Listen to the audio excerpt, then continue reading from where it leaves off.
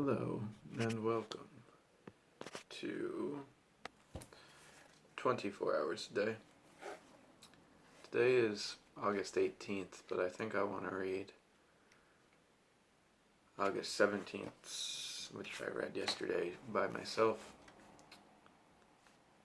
I don't know. To one who feels he is an atheist or agnostic, a spiritual experience seems impossible. But to continue as he is means disaster. To be doomed to an alcoholic death or to live a spiritual basis are not always easy alternatives to face. Oh, by the way, this book. It was written to help members of Alcoholics Anonymous stop drinking alcohol and be sober. I found it. Seemed like a good book for any sort of addiction or bad habit, poor habit that we want to stop. So that's all. That's why I started reading it. Not for alcohol, but so with that said, replace the worrying where necessary. We have to face the fact that we must find a spiritual basis of life or else. Lack of power is our dilemma. We have to find a power by which we can live, and it has to be a power greater than ourselves. Have I found the power by which I can live? Sunshine is the laughter of nature. Oh yes, okay, this is the part that I really enjoyed. Meditation for the day. Sunshine is the laughter of nature. Live out in the sunshine. The sun and air are good medicine. Nature is a good nurse for tired bodies. Let her have her way with you. God's grace is like the sunshine. Let your whole being be enwrapped in the divine spirit. Faith is the soul's breathing in of the divine spirit.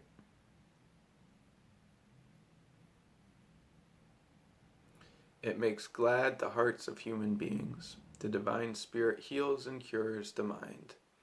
Let it have its way, and all will be well. Prayer for the day. I pray that I may live in the sunshine of God's Spirit. I pray that my mind and soul may be energized by it. Alright, what should I do? Should I stop? I'm just going to keep reading. I can always cut the video if I want.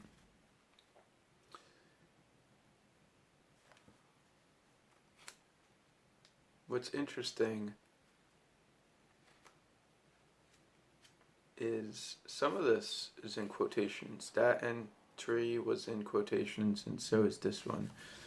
Wonder if I might have missed something, some sort of transfer to who's speaking these quotations. But anyhow, we of agnostic temperament have found that as soon as we are able to lay aside prejudices and express a willingness to believe in a power greater than ourselves, we commenced to get results, even though it was impossible for any of us to fully define or comprehend that power, which we call God.